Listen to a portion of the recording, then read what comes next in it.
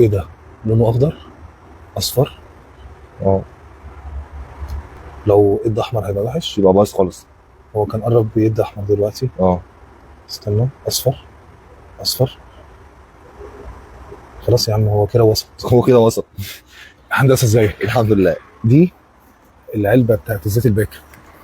هو دي خزنه زيت الباكن.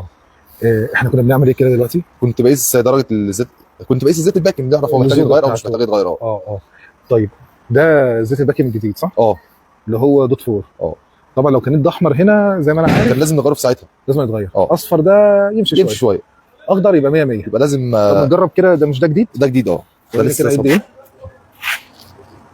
هيدي اخضر. اخضر بس مش هيدي حاجه، الزيت لسه جديد مفضي من العلبه. طيب انت كده بتوفر بقى للعميل اللي هو يغير زيت الباكن على الفاضي. بالظبط. في الصيانات الدوريه. بالظبط. انا في عملاء كتير بقعد اقنعهم ان هو مش شرط يغير الزيت. اقنعهم هو بالامر. بيبقى عايز مثلا كل 10000. ما انا جيت الان بسبب الموضوع ده، كل 10000 عايز اغير زيت 20000، حرام تكلفه على الفاضي. هو كده كده جداول الصيانات بتبقى تقريبا حطها كل في 40. 40000. اه واحنا يعني احنا بنحاول نلتزم بجدول الصيانات الا لو عميل بقى ايه متعسر شويه. بالظبط. خطوره الزيت الباكن كبيره قوي، وفي اخطاء بيرتكبها الناس في الزيت الباكن واختيار نوع زيت الباكن طبعا. كتيره. طبعا. نتكلم الاول على مخاطر الزيت الباكن. لو زيت الباكن قعد فتره طويله وكده ممكن يبوظ المصدر العمومي. يبوظه طبعا، لان المصدر العمومي ده على كاوتش داخلي مم. وتسهات كده صغيره. جلدة فطبعا الزيت دوت اول ما اللزوجه المصدر. بتاعته تخف خالص بيعمل رواسب، بيبدا يعمل انتفاخ في الألسي بتاع المصدر ده. يبدا المصدر يهرب زيت، بالتالي لما يجي يدوس فرامل مفيش كبس زيت محضر، يدوس على ممكن الفاضي. الفرامل تهرب منه زي عادل امام كده في لحظه. في لحظه يدوس فرامل مفيش فرامل. وبالتالي بالفعل بيمثل خطوره عاليه قوي على مالك السياره. بالظبط. طيب، وخطوره على حياته مش خطوره على السياره ذات نفسها. بالظبط. لا حياته وحياه الاسره كمان، ما هو مش شرط يبقى ماشي لوحده. طيب هنا دلوقتي ده زيت باكن دوت فور.